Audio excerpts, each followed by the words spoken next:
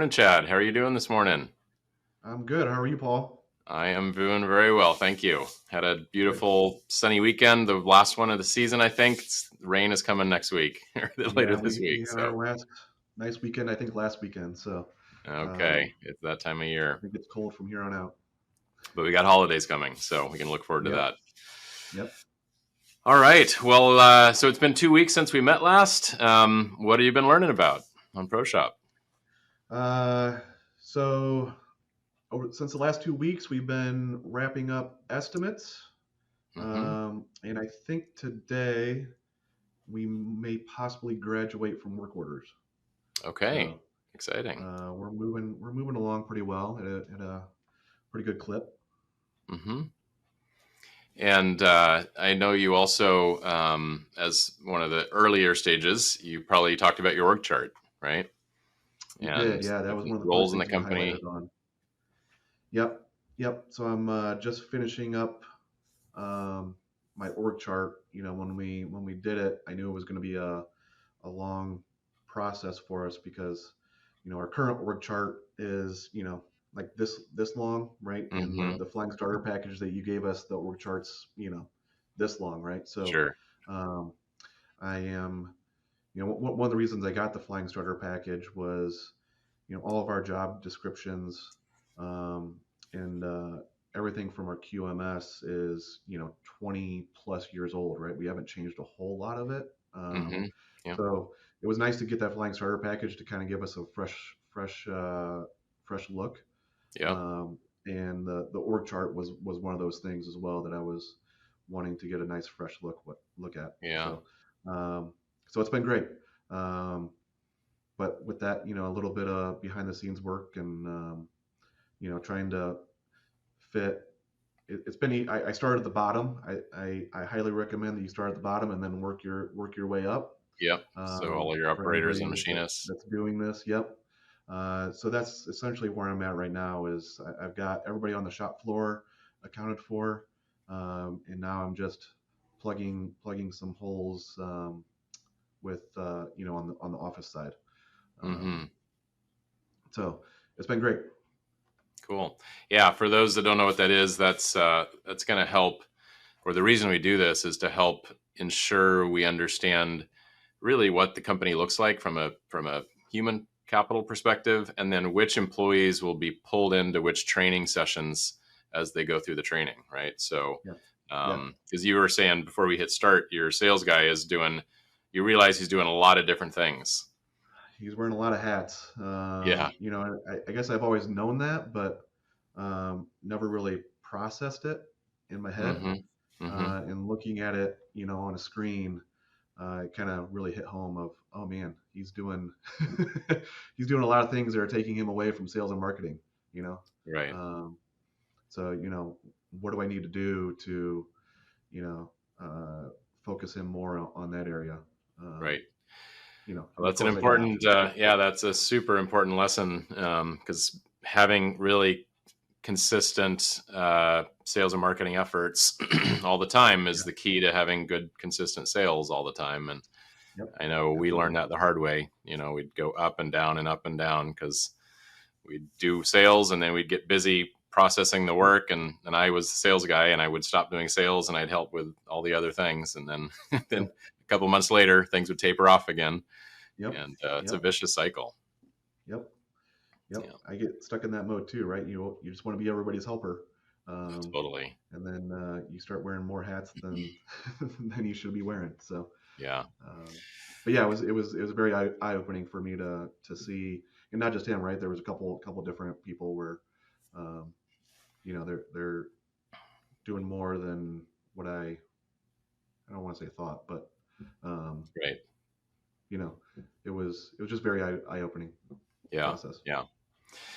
Okay, good. Well, that's good stuff to have under your belt. And so you obviously then have dug pretty deep into estimating. And before we hit go, you were talking about how you're now kind of trying to tweak the numbers to make sure your current prices at a pro shop are going to match your old prices. Because of course, we don't want switching systems to change your pricing. Unless there's a smart reason that should happen. Right. So I think for us, one of the big things, we were our estimating software that we were using. One was, I think we still had to open a computer inside a computer Okay. to operate it, right? We were using Windows 95 or Windows 98 Oh my to goodness. operate this software, right? And um, I've always wanted to do something different, Hmm. especially as the years pass on, right? Like, okay, how much longer is this software gonna last before it just Right. uh, peters out on me? So, Yeah. um, but yeah, and one of the other things is, we were going from a hourly, shop rate, Hmm. and you guys offer a more dynamic rate system. Yep. Um, so, when I first jumped into the estimating, I knew that I wanted to use the dynamic uh, Hmm. structure that you guys offer, but I Right. knew that was going to be a big leap for us. Sure. Um, and So, short term, it was like, oh, you guys offer both options, Sure. um, which is great. But I knew, for us personally, short term, I knew switching over to ProShop at an hourly rate was going to be nice, but it wasn't long term what I wanted. So we Hmm. really, over the last 3 weeks, have been trying to figure that out. And Right. I think last week we finally had our aha moment a little bit. Yep. Yep. Um, I could be wrong, but um, so starting Friday, we are using ProShop to quote all of our jobs now. So what Okay. we have is our old software is, most everybody here has got two screens.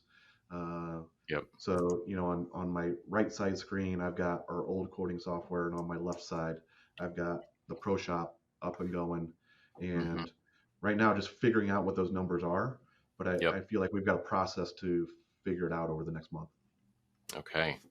Well, I'd love to. We were, again, before we hit go, we were talking about some of the nuances, and I know Robert, who is training you, um, he did estimating for several years at his old company. Of course, I did estimating for 15 plus years at our shop, and I'd love to just show you here a couple of maybe more advanced things that you may not have gotten into yet. So we were talking about this cost breakdown page, right? And this is where, um, and if we come back to an estimate, right, here's your routing table, right? All the different work centers that you're going to have the job go through, all of your times, excuse me, that one, your setup and run times, inspection times, things like that. Now you probably, I think you said you hadn't turned on this feature yet. So when you turn on this feature, you'll get this additional column, Got and it. this is if you want to by default have different resource rates for different types of equipment. So maybe for your screw machines, you want to use a different rate than your CNC Swiss machines, right? Mhm. So you'll notice that there's all different rates on each of these rows. And these rates are being pulled based on what the resource is over here. So in this case, we're using $35 an hour as a resource rate for the QA lab. For this 5-axis mill, we're using 50. And this one I've actually overwritten. That's why it's in a black font instead of a gray italic. But the way you're going to turn this on is if you come to the cost breakdown page and you scroll the bottom, this checkbox here, use both direct and indirect overhead calculations. Mhm. And when you check that box, that's when that column will appear. Otherwise, it won't be there, and it'll be a more simplified method where you're just using a single resource rate. Um, and then you're going to use, if that's the case, you're going to use a higher number in this area. Um, and and then, of course, I'm sure you've been dialing this in. You can set individual, labor rates for the different categories of work. So let's say your machine operators are less expensive than your setup people or your programmers. You can set those rates right here. So you can really dial that in. And then where you will actually set those resource rates that we saw on this front page here, these ones here, you'll set that if you go to your finance dashboard. Um, and this machine overhead link right here will take you to that. And I already have it up in a tab here. And so this is basically, it will, and maybe you haven't gotten here yet because you haven't done your work center. Well, you do. You have your work centers, of course, in there, right? All your work We do cells have our are in work there. centers, but we haven't gone over those yet. Okay. All right. Well, I'm Um, sure you'll be doing this soon with Robert. yep. But you can choose the resources. Just all the ones you have will be here in the drop down list, and then you can set a separate rate for your estimating versus what you are going to actually use it for job costing once a job is actually done. Right, when you're looking at how you actually did on a job once you've already run the job. And a lot of people set it to the same numbers. But sometimes if you realize that you have a particular piece of equipment that can command a higher hourly rate because it's specialized or it's pretty unique or something, or there's a lot of demand for that right now, you can set those estimating rates differently than you can your job rates. And so this is where so actually that $50 an hour that we saw, that's this machine right here. So if we come back to this one, that machine right here is $50 an hour. So if you were talking about having to kind of tweak the CNC pricing up and tweak down the screw machine pricing, you can do that automatically just by turning on that feature. Okay. So that can be and then as far as the other rates, your default labor rates and margins, that of course you can dial all these in both in the config settings of ProShop, but also in the templates that you're going to be using for estimating to make estimating just super fast. You can Yeah, I dial just these in created our exactly first estimate Friday, so that was right. exciting. Okay, excellent. Well, good stuff. I'll go ahead and turn this off for the moment. Anything else of note that you've been learning that you thought was interesting? Um, for me, that's where I've been spending most of my time, is just getting that dialed in. Mm-hmm. Um, as we've gone through, I don't can't remember if I mentioned this before, but it's becoming more eye opening to me that once you get your estimates dialed in for ProShop, everything else follows suit. Oh yeah. We just finished up, or we should just be finishing up today, our work orders. Yeah. And going through that, it was so much easier because it follows the same process really Mm-hmm. as the estimates do. Yeah. Um, so the work orders was the first day that we've really opened it up to more people. So pretty much everybody in the office now Mm-hmm. went through that whole demonstration. Awesome. And so yeah, that's been great.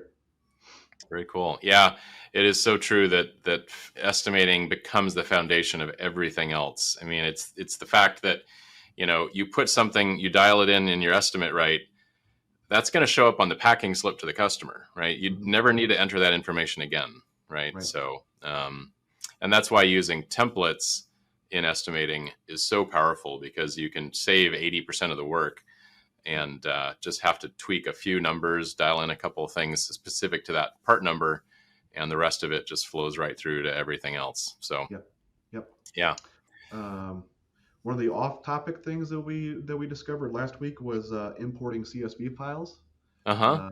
So that was pretty fun. We imported our customer contact list. Oh, nice. Um, Cool. so that's a powerful tool. It is a very powerful tool. Yeah. Yeah. And we are even adding some new features to that just as we speak. So it's yeah, people. I mean, it's in some shops it's used on a daily basis. Yeah, It's one of the ways that we import in inspection plans. If you're using something like HiQA for building your plans through their automated balloon tagging, and just import that in, and it saves vast quantities of time. for sure. Yep. Fantastic. All right, Chad. Well, I'll let you get back to it, but thanks again for spending the time with me today. It's cool to As see your always, progress and look forward to great talking. to chat with you. Yeah, and actually, I probably will see you. We'll probably have to reschedule our next one because we're going to be at NTMA together, right? Yes, I think so. Right. That's in 2 weeks, or Yeah, that's few next week. weeks. We'll be at Yeah. MTMA. All right. Maybe we can do a Maybe we'll podcast do a there. I live don't know. one. Yeah. All Right.